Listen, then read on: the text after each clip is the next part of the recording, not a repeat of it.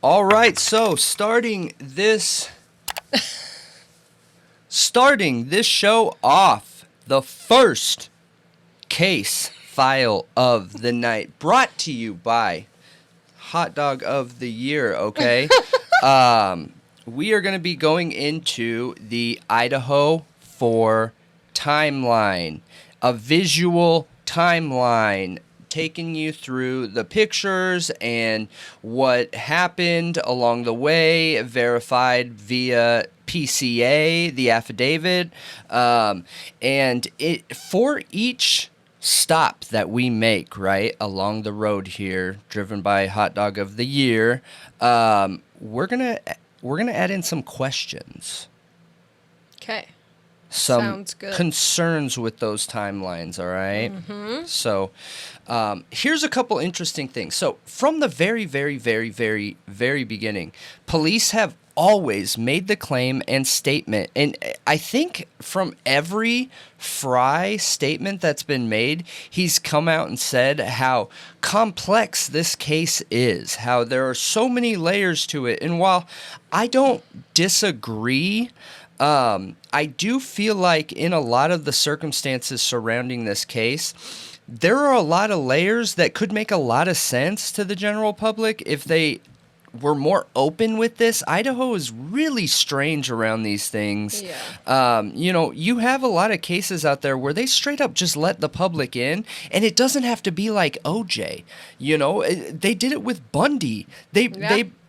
Bundy was the first serial ender to have a live case, and a case that he was his own lawyer, and he never graduated law school, but he was his own attorney, and they presented that on live TV. Like, why there's such secretism around this case, I just don't understand it. But we'll go through some of the complexities that they say, right? So, and we just wanted to be able to do something a little bit different and go through, which interesting, right? We've covered this topic so much, so thoroughly, so in depth, literally broken apart each piece of evidence that they have, and we haven't done a timeline video. Well, we did the pre-Koberger timeline. Yeah, we did. So, stop one, okay, starts roughly between 9 p.m. and 10 p.m. on the night of the crime. So that is going to be November 12th of 2022. Where were these students at? So starting off with Xana and Ethan, it states that both of them were at the Sigma Chi house. It was a house party going on. They got there around 9 and 10 p.m., or it says that they know they were there around 9 and 10 p.m. Let me clarify that. It says that they knew that they were there around 9 or 10 p.m. What time they got there, we don't know. The Sigma Chi house is on the map here. It is roughly a 5-minute walk away from the house. Now, that's the main storyline, okay? Mm-hmm. Some interesting information around that is supposedly, according to Xana's father and according to some theories out there, they got in a fight that night with some people. Xana and Ethan. Yeah. Yep. Xana and Ethan, they got in a fight that night with some people, some Sigma Chi brothers that I guess, according to what we've heard, the Ethans had problems with from the very beginning, and from the details that we've heard from people in that area, it sounds like that they got into an argument. Ethan started, I don't know if it started becoming pushing, getting physical. Xana jumped in between them, and they were both yelling at this individual in Sigma Chi. I did hear rumors that Xana was scrappy. And when I look at her, I don't see a scrappy person. So I was kind of surprised by that when I heard that was true, that they got in this fight and she broke it up.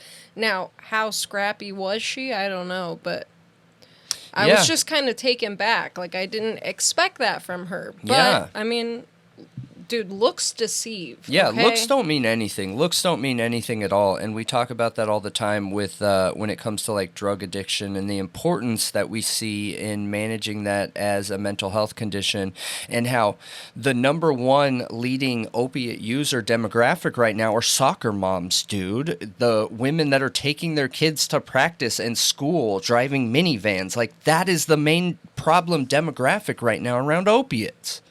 That's horrible. Yeah, you're never gonna look at a soccer mom and think, "Oh, look at her. She's an addict in her, you know, flood jeans. I forget what they're called.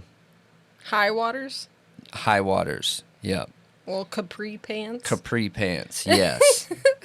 They're like flood jeans. You're And the just striped always t-shirt. expecting a flood. You know what I mean? Yep. So, okay. So, same time, right around that same time, we have Kaylee and Maddie were at the Corner Club. Now, this is verifiable with pictures. This isn't of question, right? This is guaranteed 100%. They were seen on video. They were seen on pictures. We have Corner Club pictures of them sitting almost right in the center of the shot, you know? And there's a lot of speculation around that, right? Because of one of the next stops that we're going to be making on this visual timeline list around, you know, I told Adam everything. Yeah, you know, Crime Circus dropped a short today, like panning that camera into that photo of Adam that's sitting in the corner. Well, first he asked about the guy who kind of looks like Chief Fry in that image of the Corner owner. Club.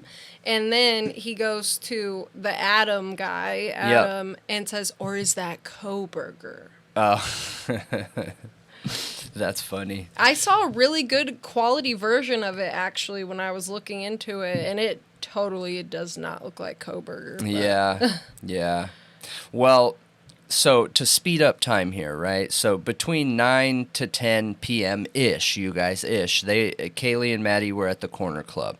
And apparently there was some drama going on there, and somebody, they told Adam everything, according to this next stop. But yeah, because Adam was there. Adam He's was the there. bartender at the Corner Club. Correct, yeah. And what that was, we still don't know. Do police know? I don't know. It's not stated anywhere in the affidavit, but we can just continue on here. You didn't mention what Maddie said back to her when she said, "I told..." We're not there yet. Okay. So, they were at the Corner Club, 9, 10 p.m. They hung out there for a few hours, roughly 3 hours. The next we see of Kaylee and Maddie is at 1:30 a.m., which is exactly what we're talking about right here. And they have video footage of them walking down the street where it very clearly we can hear this part, right? Kaylee says, "Maddie, what did you tell Adam?" And she responds with, "I told Adam everything." Now, the next part of this video is in question. A lot of people believe that Jack says, "Well, they're going to get you for that." And then at that last little bit is really hard to hear. And I know I got a ton of tomatoes thrown at me for this, but I believe after he says they're going to get you for that, I swear I hear they're going to kill you. But not, like, it can be said in a joking way, like, "I can't believe you did that. He's going to kill you for that." You know what I mean? Yeah. And I feel like that's what the response is like, "Oh my gosh, they're going to get you for that. They're going to kill you," you know? Like, yeah, that is a totally normal thing to say, especially among college kids. Yes. It's super normal to say something like that and you not mean it literal. Yeah, but that's speculation. Right, and it's not out of the realm of possibilities whatsoever. No, and that's total speculation. We don't know for sure. That was me just taking that audio and trying to clean it up and turn down the white noise and heighten the tones in there to hear what is said, and it's still not super clear, and it's not even a full sentence. It cuts off like right at the last word. So I just believe that it could say that again, not in a threatening tone, but in a like, "Oh my gosh, I can't believe you told me and that." we're gonna play it here.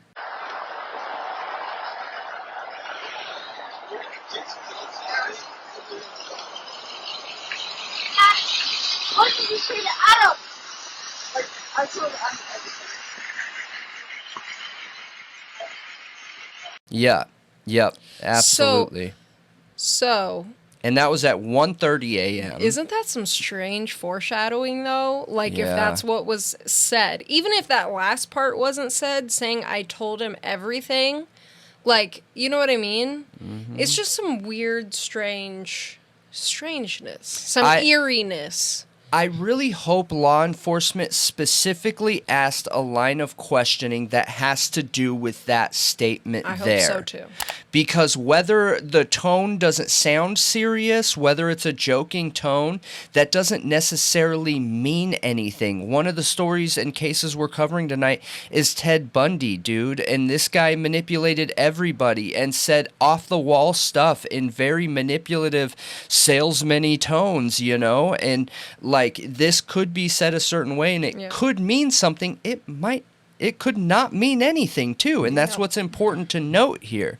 But from that walk, from the corner club to the grub truck, they are seen on the grub truck, and the grub truck, you guys, is they stream live. They stream from 4 different cameras here, live, as they're helping customers and things like that, and all 3 of them is Kaylee, Maddie, and Jack, who we saw on the video. They all walk into the frame right at about 1:40, 1:41 a.m. And there's so much speculation with this footage, you guys. You can clearly see them walk up to the ordering window. They order, and then there's then seen hanging out towards the back of the truck area. And I can't tell you how many times this video footage has been broken down by people, and that's the official statement. Now, broken down by content creators who have looked at body language. Were people looking at them? Could those looks that they were looking at them be in a weird way? Was there any pre-existing knowledge that something was going on, that something wasn't right, that these girls were in some kind of trouble? A lot of people have speculated this. Well, interesting to note is there was a group of sorority girls that were like friends with I can't even remember now. It's either Kaylee or Maddie, and they walk right by and act like they have no idea who they are.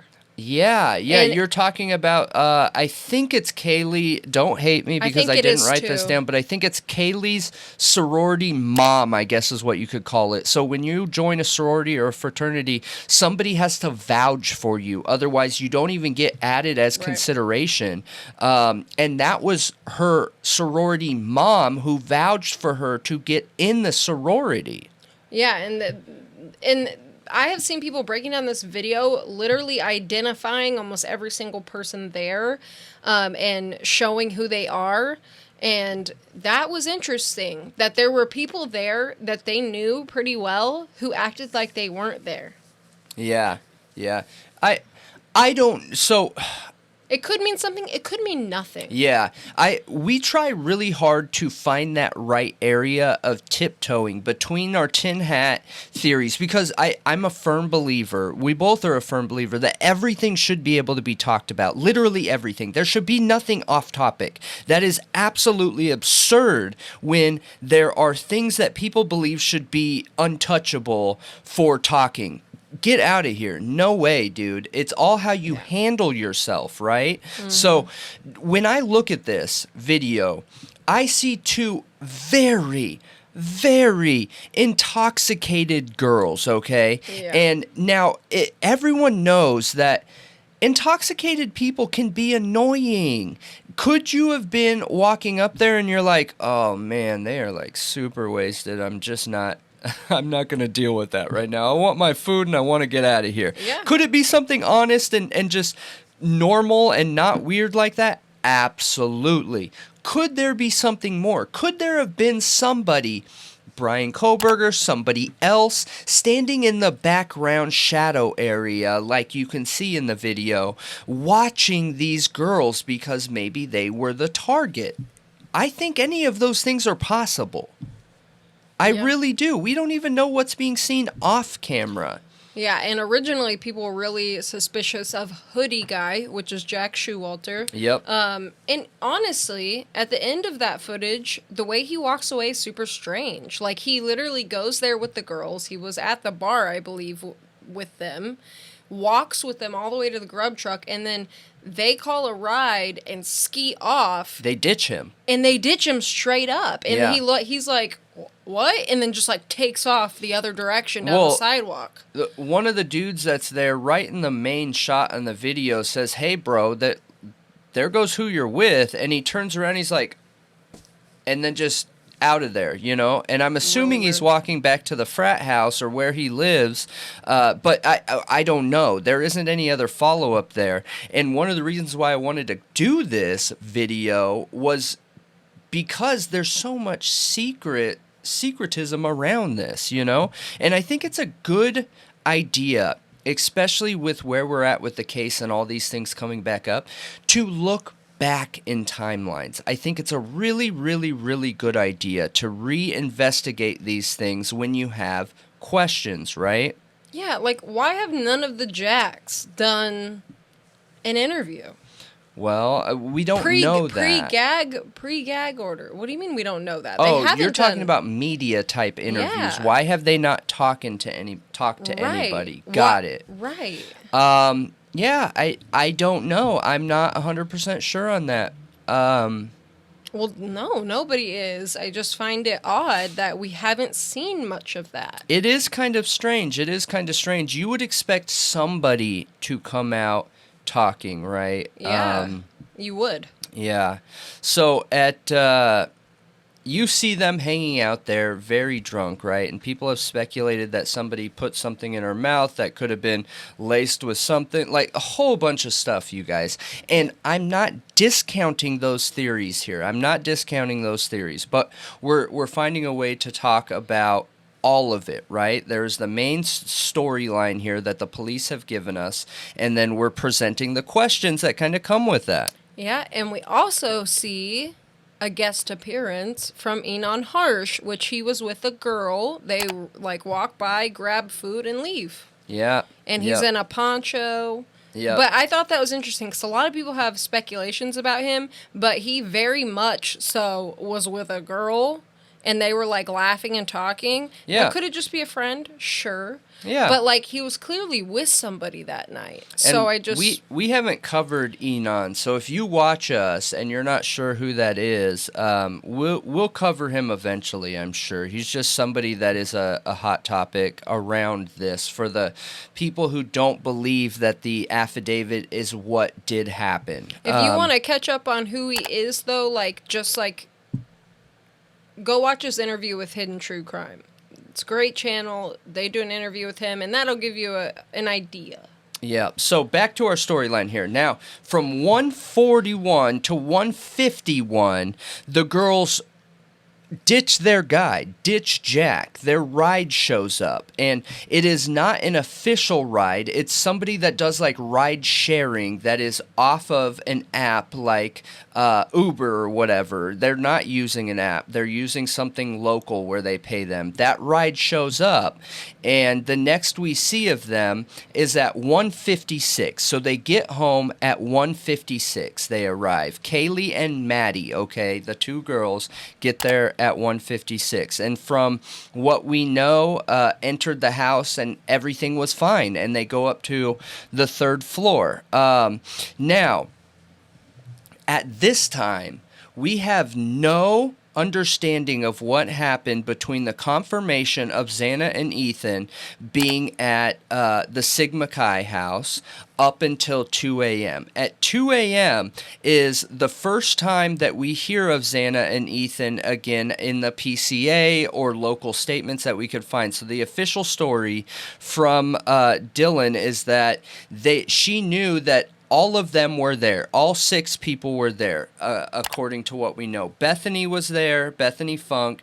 Dylan Mortensen was there, and we have confirmation that Xana and Ethan were already there, and then Kaylee and Maddie show up at 1:56. So by 2 a.m., everybody that is part of this story in the house is in the house.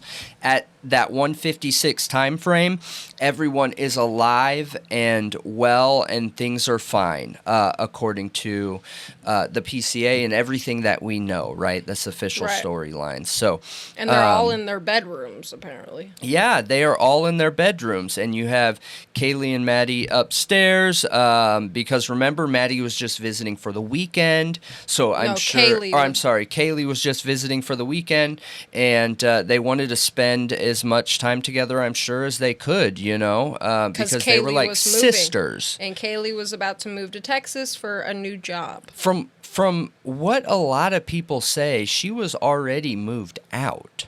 Yeah, she was So- living with her family. Yep. She just bought a new car and wanted to come hang out with her friend and show her her new car. Correct. Before she was about to move to Texas. Yep, absolutely, absolutely. Now with the Xana and Ethan stuff, I see how there is a ton of speculation there, you guys. So I'll just take a couple minutes here to go over what some of the theories are, some of the tin hat theories. And if you're one of those people that believe in these theories, don't take me saying tin hat as offensive, because I don't mean it offensive. That's just like the socially acceptable idea of what these non-mainstream storylines are, right? You have the mainstream storyline, and then you have more tin hat theories, and I don't think tin hat theories are offensive whatsoever. But according to some of these theories out there, you guys, this is off the mainstream script, is there is some kind of fight club in the Moscow area, and Xana and Ethan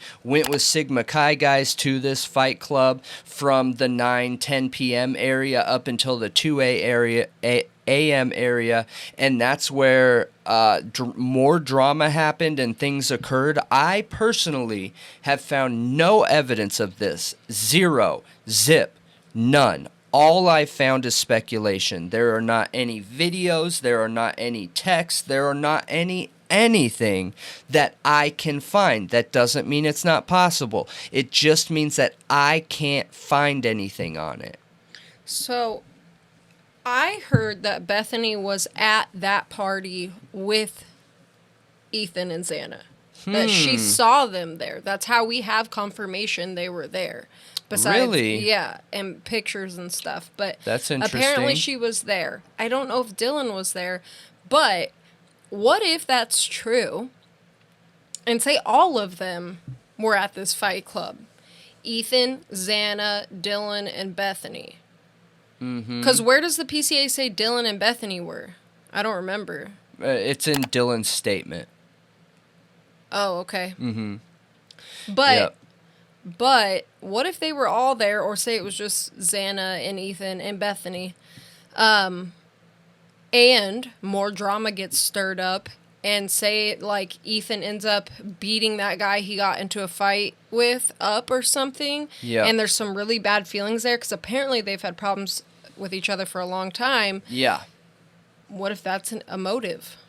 To No, show up later, and that's why Ethan maybe possibly suffered those leg wounds that were so bad, and like I hear you. I don't know what the other girls have to do with it though. Like I said, any of the tin hat theories I think are possible. However, there's just no evidence of it. So, I don't know. I think step one would be finding out if a fight club is even real out there, because somebody just saying that it's there is not, that's not proof to me. No. But it's not discounting it, but it's not proof. So, I'm curious. The questions I have is, we were told that a camera picked up Maddie and Kaylee coming home. Why did it not pick up Xana and Ethan? Why do we not know what time they got in? You would think, being victims, that information would have been included in the affidavit. Yeah.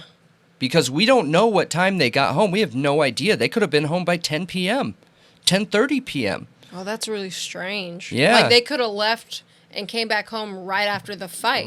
Right after whatever the argument was that they got in. So with one of the other members. So yeah. Well, why did they exclude that? I'm not sure. I'm not Do they sure. exclude that? Because if they included what Ethan and Xana were doing, if they included that, Would it have a that bad image? points away from Kohberger. Because you got to don't know. understand, a PCA is all the evidence they have leading to that person. It does not include exculpatory evidence. It does not include anything that points to anybody else. Yeah, Only that person. Yeah, I don't know. I don't know. Like, some things are very intentionally left out, which makes me wonder. Yeah.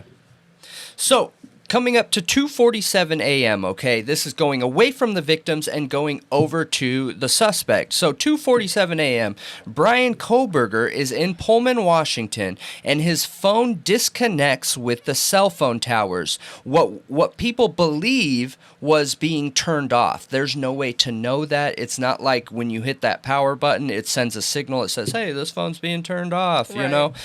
We just know it disconnected from the cell phone tower. And obviously, who is Brian Kohberger? Is the PhD student that went to Washington State University, was a criminology student, and lived in Pullman, Washington, 10 miles away from Moscow. So now moving up to 2:53 a.m., PCA claims Brian is visually spotted on cameras traveling to Moscow from Pullman. This is a 8-mile long east to west corridor in Whitman County, is known as the Pullman-Moscow Highway. The corridor runs between the state Route 270 junction. So this is where they have video footage, and it makes me wonder, do they have video of the highway? You know what I mean? Yeah. A lot of bridges. Like the Carly Russell case. Yeah, similar to that, or even like when you're going over bridges, they will have cameras up there for traffic management and things like that to know if things are okay. You know, you have people that kind of watch that stuff. So, but they say that they see him or a white sedan driving from there to Moscow. Okay, now. Moscow. 3:29 a.m. Police say Brian Kohberger is seen driving literally right by 1122. So right by the 1122 house. Then makes two more identical passes. Well, like the side of the house. For those of you watching, you will see the picture up here. But and then within the next 30 minutes, right? So that was at 3:29 a.m. He makes two more identical passes. So by 4 a.m., according to the PCA, Kohberger will have made 3 passes by 1122. So at 4 a.m. here, the order, what is it, Grubhub? Grub truck? No, the Grubhub order? Oh, DoorDash. Or DoorDash, that's it, yep. So at 4 a.m. also, the DoorDash order was being dropped off. Now, we have confirmation that it was contactless and left at the door. All right, so the DoorDash order was just dropped off at 4 a.m., contactless, and left at the door. And there's been a ton of speculation with that as well. I don't feel like that's something we really need to get into without knowing more. But, just for you guys, I know there's been speculation. Did that DoorDash driver see Kohberger's car? Could he identify Kohberger? Could this be one of the eyewitnesses that supposedly we hear out there? I think all those could be real and possible. We just don't know enough right now. We just know that DoorDash driver has been cleared. Now, what was also going on at 4 a.m., Dylan Mortensen says, per PCA, she was awoken at 4 a.m., and if you're just woken up, obviously, I think it's important that certain statements in here are taken roughly, right? So 4 a.m., Dylan Mortensen says she was awoken at 4 a.m. by what sounded like Gonsalves playing with her dog in one of the upstairs bedrooms, which were located on the 3rd floor, the one floor above her. A short time later, Dylan said she heard who she thought was Gonsalves say something to the effect of, "There's someone here." Now, this is all filed under 4 a.m. I would assume there's some difference in time between those things, though. You're awoken, what you hear, there's a dog, and then after, it sounds like she's playing with the dog. Then after that, you hear there's someone here. Could that hearing playing with the dog not be Kaylee? Could it be somebody else putting the dog away in the room, and that's what she's hearing? And then Kaylee hears, wait, where'd my dog go? What? Someone's here. You know what I mean? Could that have been the start of it? Because the dog was in another room, you guys. Yeah. Was in another room It from was- what seemed intentional. It was locked. It was like shut in her old bedroom. Correct. Yeah.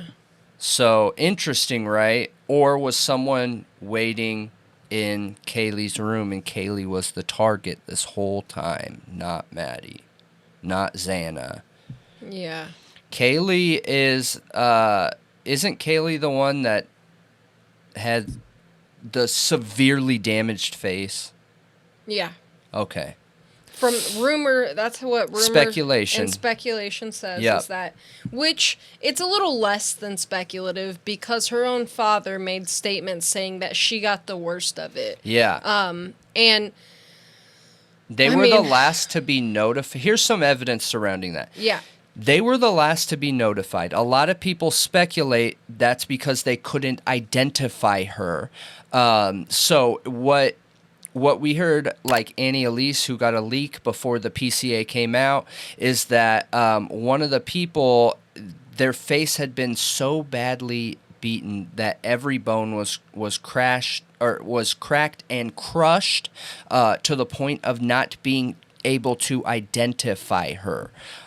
So one other interesting thing is that we have a new viewer subscriber, Jeff, who is a content creator. He's been on a few different content creators platforms, and I believe he's also a musician, so shout out to Jeff. But he said that he ordered a K-bar just to understand better, the situation. He said it is as heavy as a hammer on the butt end.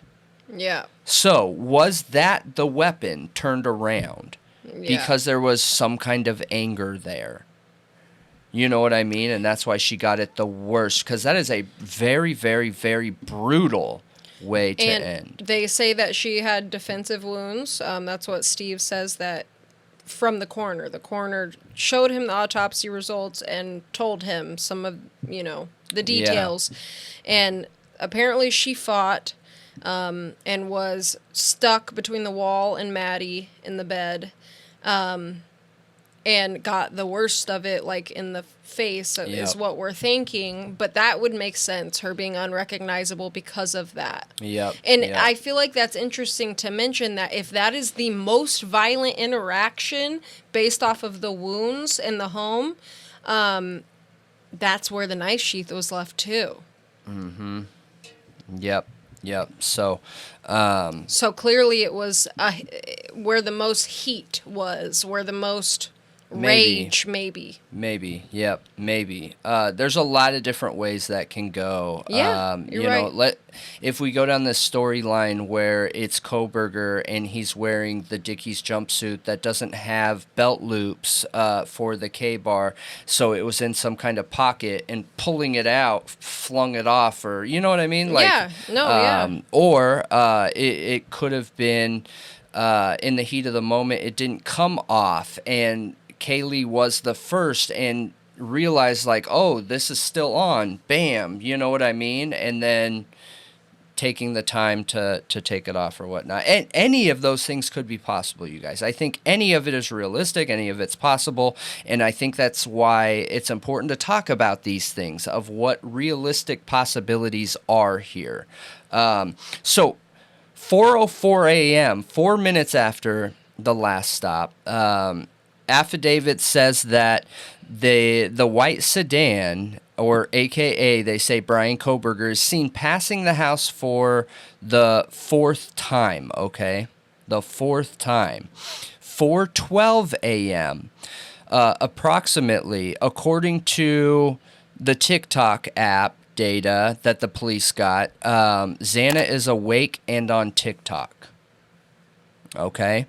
So 4:12 a.m. around the same time, Dylan claims she hears crying coming from Xana's room, then opens her door a second time.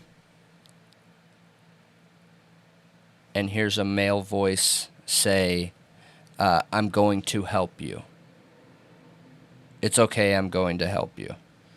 Do you think that could possibly be the attacker trying to, like, throw her off guard, make her feel like, oh, wait, is he here to help me so he can get closer to attack her?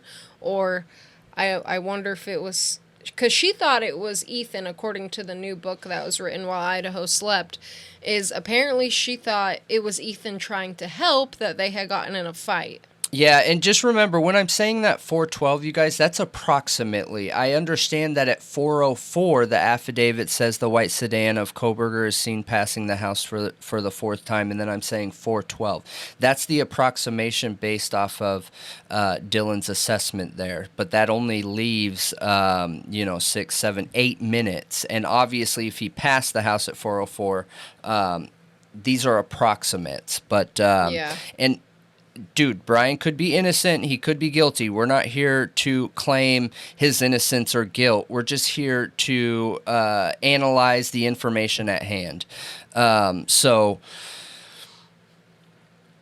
I don't know. Could Xana have been not first overall, but first in that room? And for whatever reason... could the person have been in the closet? It was Ethan who went down and grabbed the food. The scene happened with Xana. Ethan walked in and was like, oh my gosh, it's okay, I'm going to help you. And then that gave the opportunity for the killer to then come out of the closet or something like that. Like, could that happen? Because she said she thought it was Ethan. So you would think that she would probably know Ethan's voice. We see multiple pictures of her around Ethan. You know what I mean? Like, she's been around Ethan. So could that have happened too? It could. It absolutely could. Yeah. We just don't know yet. We just don't know for sure. But I think that's a realistic possibility. Oh, one thing I forgot to mention is I think it's important when looking at if Kaylee was the possible target, is that she posted to Instagram a picture of all of them that morning, the infamous picture that's of all of them. Yeah. So if somebody was watching for her to come back, that was like, here you go, I'm in town. I know Go ahead. it. So at 4:17, okay, and I understand that Dylan Mortensen's statement is around 4 a.m., and that's an approximation. So at 4:17 is when the security camera that's 50 feet away from 1122 King Road, I believe it's 1112, but don't quote me on that, but I believe that's the address that it was found at, literally right by Xana's room, like the corner of Xana's room and that house. It's less than 50 feet, dude. That picks up a very distorted, with white noise, which those cameras are notorious for, audio of a dog barking, a loud thud that sounds loud on the camera, and what is believed to be either voices and or a whimpering crying sound. So, going down Koberger guilty line, he was seen at 4:04 driving past the house. At 4:17, a suspected crime, evidence of a crime, is heard. So that leaves 13 minutes. 13 minutes. 4:17, Dylan then opens her door for a third time, and this is when she sees a masked man walking briefly toward her, clad in black clothing and a mask covering the person's mouth and nose. According to her, she closes her door quickly in frozen shock and locks it. And that was the last time she opened her door until the morning time. So, 4:20, the same white sedan is seen leaving the area at a high rate of speed. 5:25, the same vehicle, according to the PCA, is seen on 5 cameras in Pullman, Washington area near where Kohberger lives. So that gives us an hour and 5 minutes to get back. Very easily done if it's Kohberger who's guilty, right? So 9:12 to 9:20 a.m. The suspect's phone ending in 8458 is utilizing resources that provide coverage to Pullman, Washington, but and according to the PCA, okay, this is very tricky wording in here, and I didn't completely understand it.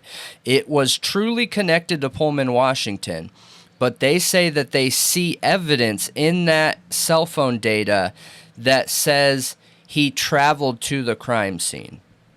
I don't know what that means, but I'm assuming since they're saying that his phone was connected to Pullman, he never connected to a Moscow tower, which that, as cell phone expertise here, right, after 15 years, makes me, that's questionable. Isn't that the one that they later said they didn't think was reliable, though? It could be. It could be. I think I it is. can't find anything but speculation around that statement. Okay. I don't know.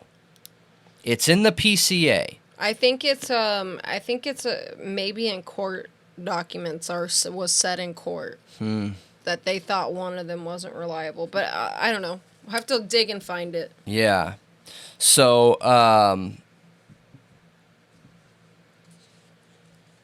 11:58 a.m., the 911 call comes in from the survivor's phones, reporting an unconscious person at the scene of the crime. Now, what's important here is neither Bethany or Dylan officially called in, but it was one of their phones was used to call this 911 call in, you guys. I'm pretty sure it's confirmed that it's Dylan's phone. But I don't... Not anything coming from court documents. So, Okay. On November 16th is the next information we have, right, from police. And Chief Fry makes a statement reviewing the 4 victims and confirming they were stabbed to death. November 30th, the visual honoring of the victims, where the footage has since been taken down, but a lot of their family members talked and everything, honoring them, you know. I don't think it's taken down. It's hard to find the whole thing. Very hard Yeah, to find I the whole found it, thing. though. It's posted by a ministry website. Oh, okay. Yeah, we can Okay. put a picture of it up on the screen. Because Yeah. we did have a hard time, and then all of a sudden, I just randomly found it. And I saved it. So. That's awesome. So December 7th, this is interesting. December 7th, Chief Fry pleads to the public for help finding a 2011 to 2013 Hyundai Elantra. First, start by explaining why this search for this white vehicle. So we have information of a white vehicle that was in the area either during the time frame of the homicide or around the time frame of the homicide, and we are just wanting to talk to the individuals who are in that vehicle. They may have some valuable information for us, and we're looking for a 2011 to a 2013 Hyundai Elantra. So any assistance you can give us, anybody that owns one, anybody that knows of someone who owns one or may have been driving one, if you could get a hold of us through our tip line or call us directly, we'd appreciate that. This body cam image and the white car. Is this the white car investigators are looking for? So the body cam image that is out there from an officer who was on a call with an alcohol offense does have a white vehicle in it. This is not the vehicle that we are looking for. So we wanted to clear that up with all news media. And finally, the tip line, the process. What do you want to tell the public about that? So the tip line now will go to an FBI call center. We've done that because we started receiving many tips, and that call center can categorize those, and they can send those tips back to investigators so we can follow up and make sure that we continue with our investigation. Yeah, and he Okay. also makes a statement that there's 22,000 of them in the area. He does. December 15th, Koberger is driving eastbound on I-70 in Indiana, and this is when the pullovers happen, right? So he's first pulled over by Hancock County Sheriff's deputy at 10:41 a.m. Then, at 10:50 a.m., he is pulled over by an Indiana State Police officer. And So weird. we're told that they were not directed to pull him over. I'm sure you guys will see pictures as I'm talking through this, but the second time he's pulled over by the Indiana State Police, they had their dash cam on, and he clearly wasn't doing what they said that he was doing. So I'm wondering if he was already a suspect at this point, and they were following him, and these police officers following him lost him somehow, needed a bathroom break, needed something, right? They blew a tire, I don't know. They needed something. And they needed to slow them down. You know what I mean? Yeah. There was some kind of something there. So December 27th, the DNA profile recovered from the garbage at Koberger's house in Monroe County, Pennsylvania matched that of the knife sheath left at the crime scene according to police's affidavit, okay? Now, that was pulled by officers pretending to be trash guys going to pick up the trash. They were able to get this DNA evidence. They say on December 28th, the DNA was analyzed. So from the 27th of gathering it, they must have took off, went back to Moscow, and Idaho State Police analyzed this and confirmed with 99% certainty that it was Koberger's father. So 2 days later, Brian Koberger is arrested in Pennsylvania, and on January 3rd, he's extradited back to Idaho and charged with felony burglary and 4 counts of first-degree murder.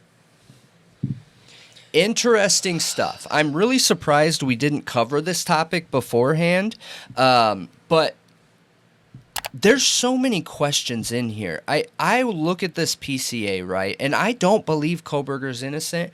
I don't believe he's guilty. I don't know what to believe yet because I'm evidence-driven. All I know is when I read the PCA, and with the expertise areas that I have and with the areas that we have researched now and looked into, I have so many questions, you guys. And then I go back and reread the PCA getting ready to do this video here, and I feel like this wording is so strange. Everything from Officer Payne saying he was involved in the DNA process to Officer Payne saying he was involved in the cell phone data creation. Yeah, that's weird. It is, dude.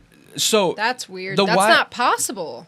No, he said that he was on the phone with a cast member from the FBI that helped him confirm that what he did and said was true. Dude, that industry took years to even start to understand.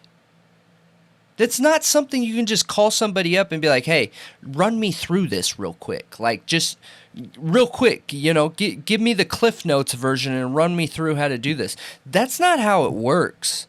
No. I don't even think I felt like I could talk on the topic until 18 months after being hired in that industry. It's so much information, and it evolves so quick. Yeah, and I feel like you explain it really well, and then, like, still some aspects of it don't make total sense, you know? Yeah. There's a lot of things to it that, you know, you end up learning, like, what's the important stuff, because there's a ton more even from what I talked about. That's not, like, everything, you know? Yeah. But it's interesting seeing somebody like Officer Payne, who has no experience in that and is a police officer, making an expert report? Yeah. Beats Questions, me. dude. Yeah. I have questions. And I'm curious what questions you guys have. So I think it's a good idea that we take a look back in the past at this case every once in a while to get a little refresher. I'm glad I did this. And I hope you guys learned something you didn't know. I did. I thought it was interesting seeing the breakdown for Xana and Ethan's timeline and what could have transpired in that area. You know, I'm not sold on this Fight Club thing, but it doesn't mean that it's not possible. Yeah, it's totally possible. I mean, it's not outside of the realm of possibilities. I have known people to host fight clubs before in the past, so... It's obviously possible Kohberger did it. It's just he would have had to have training somewhere to do it, and I'm not saying he didn't. I'm just saying that the time at which this was done with somebody who knew they could do this in this way and at this success rate. You know what I mean? But more than anything, I want to know what you guys think. I want to know how you feel about it. I want to know what stands out to you, what doesn't. If you didn't like the video, if you did, let us know. Yeah. From your favorite hot dog. Yeah.